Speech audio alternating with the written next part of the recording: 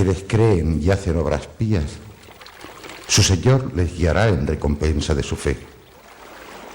Y a sus pies correrán los ríos en jardines de ensueño. El Corán describe en esta y otras azoras el paraíso islámico, representándolo como un jardín donde corre abundante el agua. El Corán habla del agua no solo como recompensa para los buenos creyentes, sino como castigo para los pecadores y los infieles. Dios reserva a estos el tormento del agua hirviendo.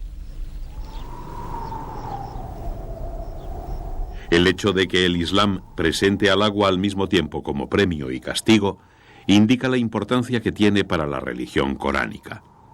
En cierto modo, la visión del paraíso y del infierno islámico entra en relación directa con el entorno en donde se originó el Islam, con las tierras áridas donde habitan la mayoría de los musulmanes.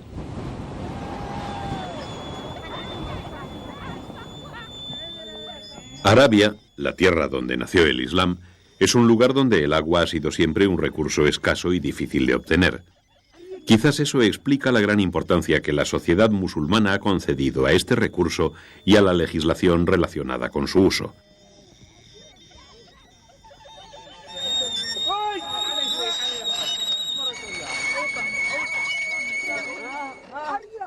En el Islam, las leyes se confunden con preceptos religiosos.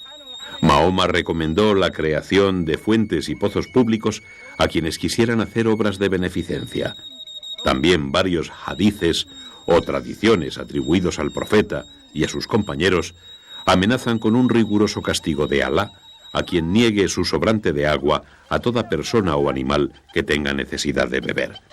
Es lo que se denomina derecho de sed.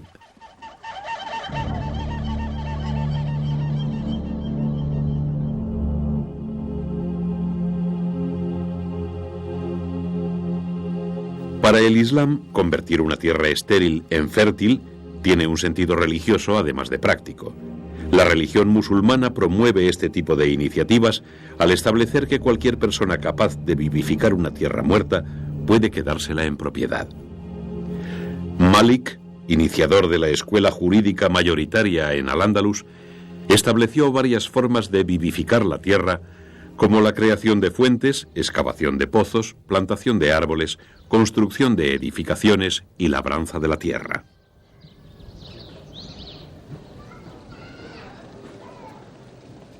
El oasis es un espectacular ejemplo de tierras vivificadas. Está formado por agrupaciones de palmeras plantadas de forma artificial en lugares desérticos donde se puede conseguir agua. Estos oasis del norte de África surgieron tras la llegada de los árabes a estas tierras en el siglo VII. Ellos trajeron las técnicas y conocimientos necesarios para ganar terreno al desierto. Gracias a eso, estos oasis son hoy terrenos fértiles en los que es posible cultivar todo tipo de productos agrícolas al amparo de las palmeras.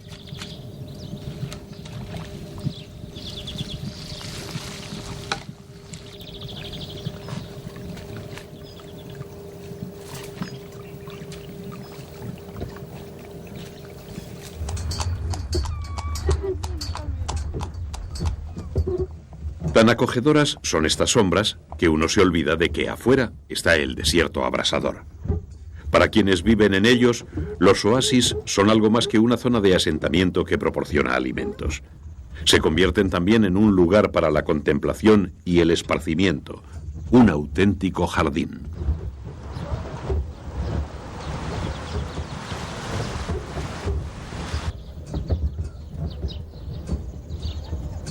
Los árabes encontraron una tierra mucho más fértil al atravesar el estrecho de Gibraltar y conquistar Al-Ándalus.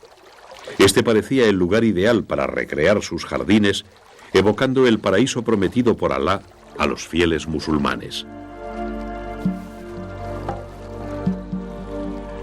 Los jardines de Al-Ándalus, como los del resto de los países islámicos, se caracterizaron por conciliar tres elementos básicos: agua, vegetación y arquitectura.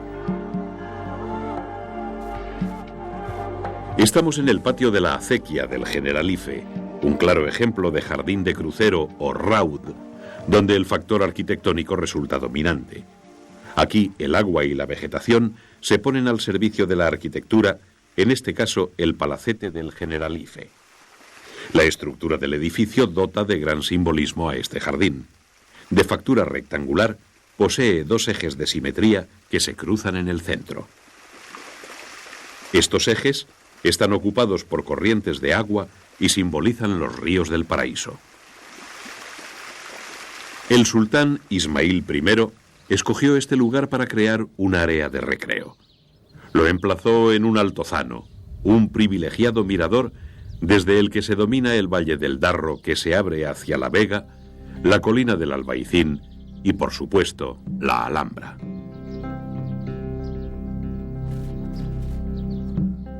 En la Alhambra podemos encontrar otro ejemplo de jardín, la llamada buhaira, representada en el partal. El elemento predominante aquí es el agua, representada por la alberca. Arquitectura y vegetación se hallan en este caso supeditados al protagonismo principal del agua. La buhaira andalusí se inspira al parecer en un modelo norteafricano que se generaliza en la península ibérica, sobre todo a partir de la época almohade. Los norteafricanos edificaron a mitad del siglo XII el mejor ejemplo de buhaira, la Menara de Marrakech. Al parecer, los califas almohades contaron para su construcción con ingenieros hidráulicos andalusíes como el malagueño Al-Hajj Yais. El estanque mide 200 por 108 metros y recoge el agua de los ríos que bajan del Alto Atlas. A orillas del estanque se aprecia un elegante pabellón que pone el complemento arquitectónico al reflejarse en las aguas. A diferencia del partal, la menara aún conserva, junto a su función de esparcimiento, otra productiva. Alrededor del estanque hay un huerto de cerca de 90 hectáreas donde crecen sobre todo olivos y algunos naranjos.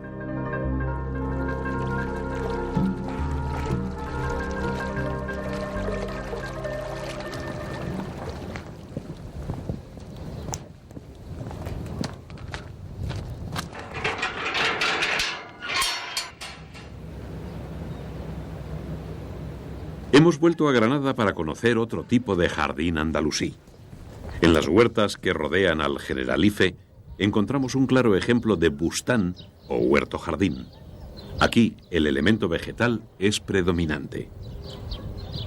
La huerta rodea a una edificación, generalmente un palacete de recreo, que suele situarse por encima de las huertas. El agua hace notar su presencia fluyendo por la acequia. El bustán posee la función de recreo de todo jardín, pero su principal misión es la de huerto. Este tipo de explotaciones tiene su origen en el hortus romano, asociado siempre a una finca, la villa romana. Desde el principio de la conquista, en estos jardines huerto, los árabes cultivaron nuevas especies desconocidas por romanos y visigodos. Con el tiempo, esta labor de introducción de nuevas plantas se convirtió en algo habitual. La aparición de jardines botánicos ayudó a que plantas de todo tipo procedentes de Oriente fueran aclimatadas a las condiciones naturales de la península ibérica.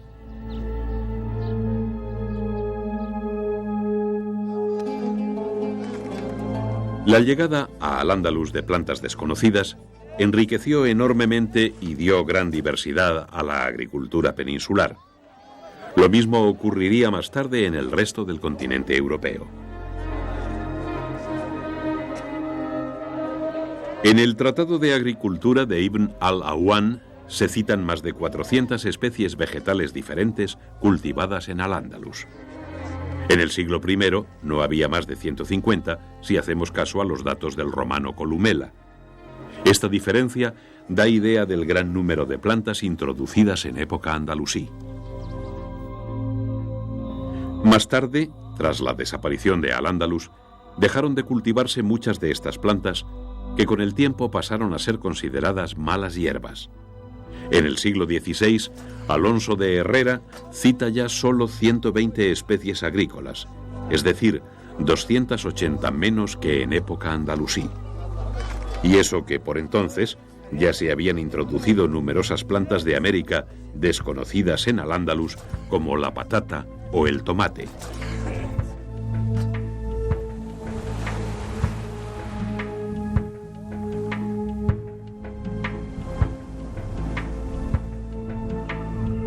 La imagen del litoral marítimo granadino es inseparable de los sembrados de caña de azúcar. Esta planta fue introducida en Al-Ándalus desde Oriente por mercaderes árabes. No se conoce la fecha exacta, pero se cree que pudo llegar alrededor del siglo X. En ese momento debió ser adaptada al clima peninsular en algún jardín botánico. Más tarde existían grandes plantaciones tanto en la costa de Málaga y Granada como en la comarca valenciana de Gandía. Hoy, la zona de cultivo ha quedado restringida al litoral granadino, donde como cada año tiene lugar la cosecha, llamada zafra. Este nombre proviene del árabe safar, que significa periodo en el que maduran las cosechas. Los métodos de cultivo han variado poco a lo largo de 1000 años. Tras la recolección, la caña es acarreada de la única forma posible, con mulos hasta los camiones.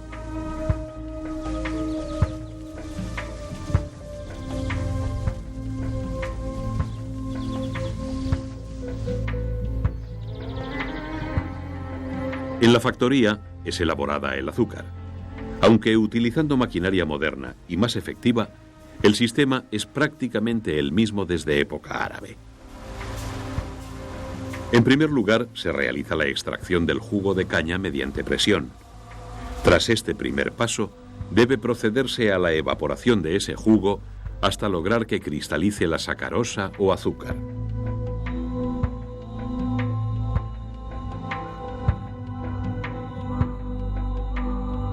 Junto a los nuevos cultivos introducidos por los andalusíes, se continuaron recogiendo los frutos del olivo que en época romana habían nutrido de aceite al imperio. Los musulmanes aprovecharon también todo tipo de árboles frutales. Junto a ellos crecían árboles productores de frutos secos como el avellano, el castaño, el nogal o el almendro. La vid no desapareció, pese a la prohibición contra el consumo de vino que establece el Islam. El trigo y otros cereales siguieron cubriendo grandes extensiones. Lo mismo sucedía con las legumbres.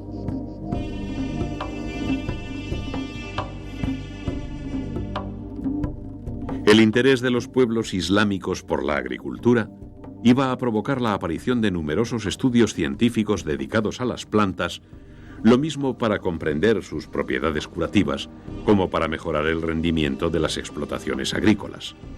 Tantos y tan brillantes fueron los científicos que se dedicaron a esta tarea que los historiadores están de acuerdo en hablar de una escuela agronómica genuinamente andalusí. La escuela agronómica andalusí inició su andadura en la Córdoba califal durante el siglo X. En su desarrollo iban a influir decisivamente dos libros científicos.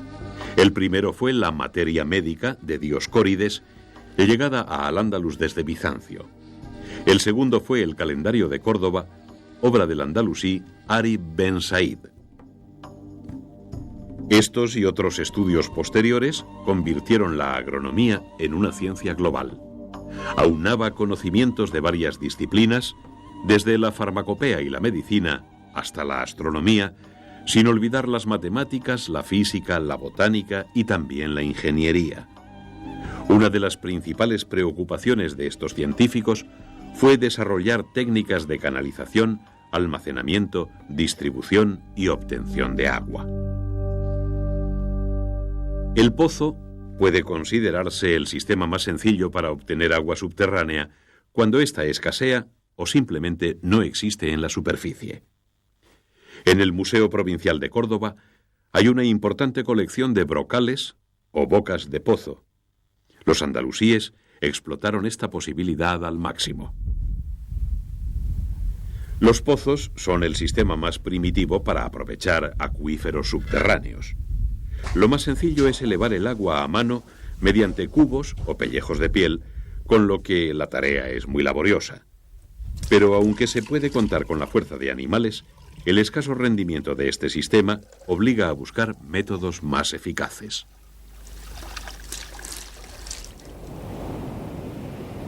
Nos hemos desplazado hasta Puebla de Don Fadrique, al norte de la provincia de Granada, para conocer un sistema que ofrece mayor rendimiento que los pozos, la mina de agua. Este sistema consiste en realizar una galería en la tierra hasta dar con un acuífero. Es posible que los árabes exportaran esta técnica a Al-Ándalus, aunque es más probable que su llegada a la península fuese anterior. Si quisiéramos construir una mina, deberíamos comenzar excavando un túnel en el punto donde se supone va a aflorar el agua hasta llegar al venero. Es decir, deberíamos hacer un túnel de fuera a adentro.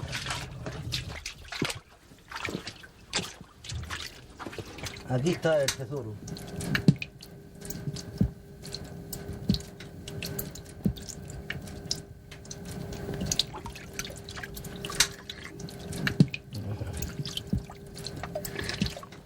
Pero si se emplea el sistema contrario, el método de captación se denomina un canat.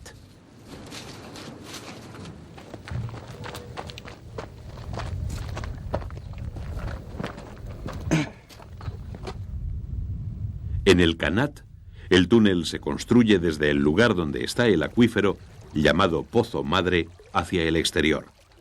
Se cree que el canat fue utilizado por primera vez en la Siria bizantina hacia el siglo IV. Los árabes lo conocieron a través de manuscritos científicos de la antigüedad y a su llegada a la península ibérica generalizaron su uso. El sistema se empleó y se emplea todavía en la construcción de acequias subterráneas como las existentes en la localidad granadina de Benamaurel.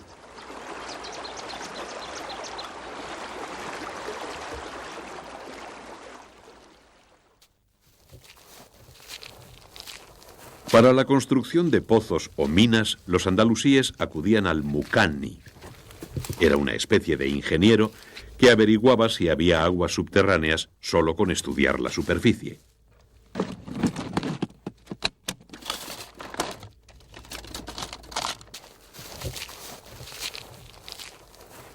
Los herederos de los muqanni son los zahoríes, personas capaces de detectar corrientes de agua bajo tierra. El nombre de este oficio se deriva directamente de la palabra árabe suharí, lo que emparenta esta práctica con Al-Ándalus. Pese a los siglos, la tradición continúa con hombres como Pedro Cores, quien vive en la comarca malagueña de la Axarquía. Pedro se vale de sencillas herramientas para realizar su trabajo. Una simple horquilla de cañas atadas con una cuerda le sirve para encontrar el agua. La radiación hace que los músculos se tensen por movimiento reflejo, levantando la horquilla. Vamos a calcular la profundidad en metros. Esta regla está dividida en 10 partes, 110, 120. Me da la corriente a unos 145 metros de profundidad estaría esta corriente de agua. Así que aquí tenemos la posibilidad de hacer un pozo, lo que pasa es que no sería muy rentable por el poco caudal que da.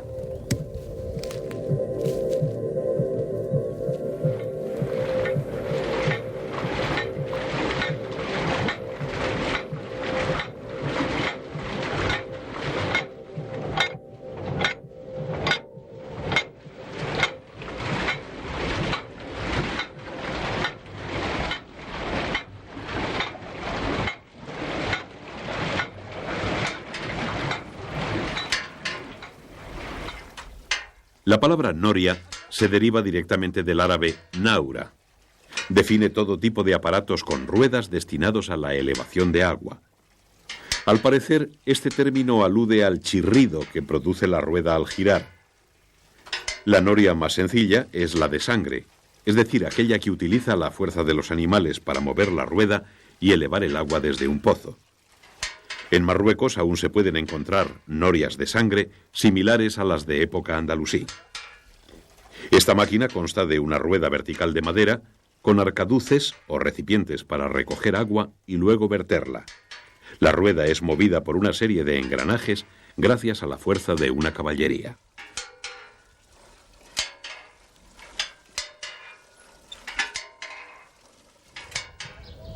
Mientras la noria de sangre pudo ser introducida en la península ibérica por los árabes desde Siria, la noria de corriente era ya conocida en época romana. El sabio Isidoro, de época visigoda, describió estos ingenios a los que seguramente vio funcionar en el Guadalquivir. Una de estas grandes ruedas se conserva todavía en Córdoba, la antigua capital andalusí. Las norias de corriente son ruedas verticales, sin engranajes, situadas en ríos o canales y accionadas por la fuerza del agua. Se trata, pues, de máquinas mecánicamente muy sencillas, pero de gran tamaño, como esta de Abarán, localidad murciana cercana a Cieza. Estos aparatos son denominados también aceñas o ñoras. La noria de Alcantarilla es, por sus dimensiones, un monumento de ingeniería hidráulica. Las grandes aceñas solían ir asociadas a obras importantes como presas, jardines o, al igual que en este caso, a grandes regadíos como la huerta murciana.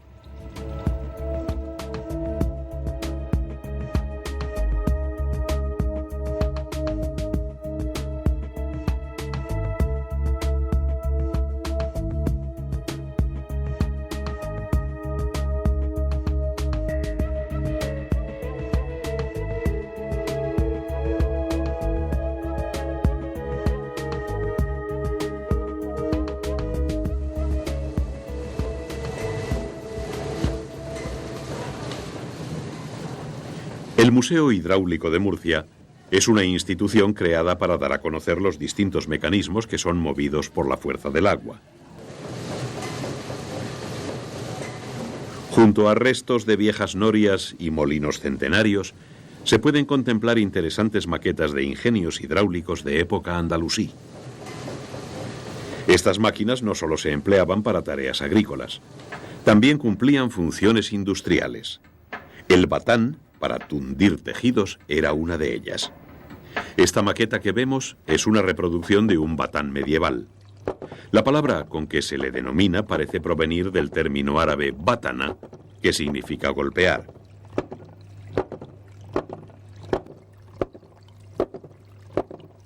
Esta misma técnica fue perfeccionada y aplicada a otras tareas, como por ejemplo picar esparto.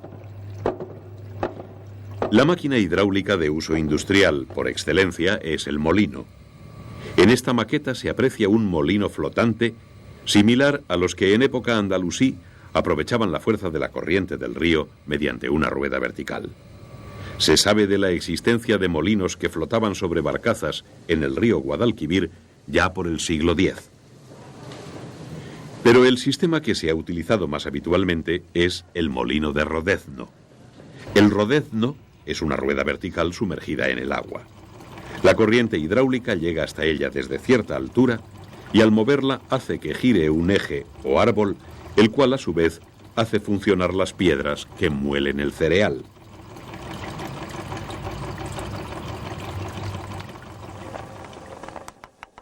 Los viejos molinos hidráulicos han caído en total desuso en España.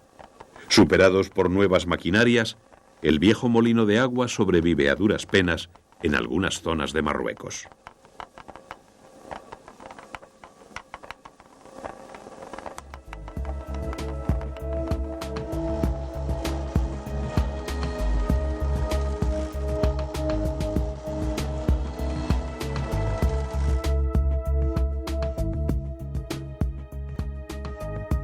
El progreso también ha irrumpido en las labores agrícolas de cosecha y transporte, pero no ha conseguido relegar al olvido el antiguísimo sistema de riegos vigente desde la aparición de la agricultura.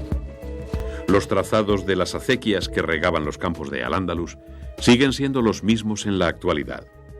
Así ocurre en la localidad granadina de Alendín. Luis Fernández, acequiero de Alendín, es el encargado de distribuir el agua entre los regantes. En época andalusí existían una serie de normas para repartir el agua y personas que, como Luis, tenían encomendado el reparto. Cuando alguien incumplía esas normas, se acudía a un funcionario llamado Sahib as-Sakia. De este término árabe se ha derivado la palabra castellana zabacequia, pues la institución fue conservada por los conquistadores cristianos. En algunas zonas, la regulación de las normas de riego era ejercida directamente por la comunidad, sin que mediara funcionario alguno. Estas instituciones comunitarias pueden ser el precedente de las actuales comunidades de regantes.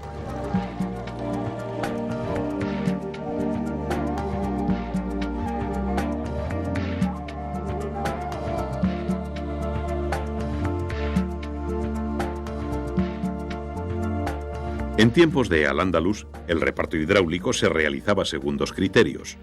Uno era el tiempo que duraba el riego, el otro la cantidad de agua empleada.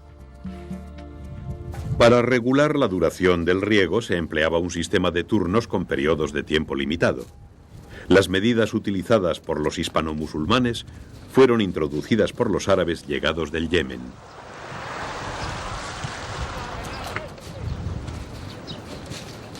Sin embargo, existía otro sistema de reparto, utilizando lo que se llama tandas, es decir, cantidades de agua. Este era, al parecer, el método empleado en Lietor, una localidad de Albacete, que conserva un conjunto de 5 albercas que fueron creadas para este uso en época andalusí.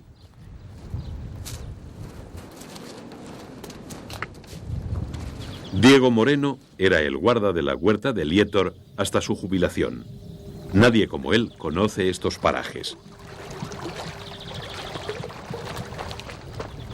Mediante estas albercas se repartía el agua.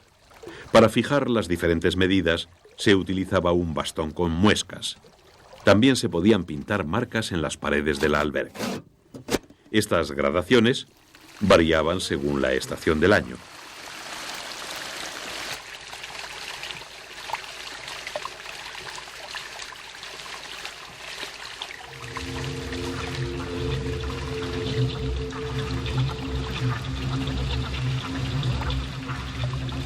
El Islam ha tenido siempre en el agua un espejo en el que reflejarse.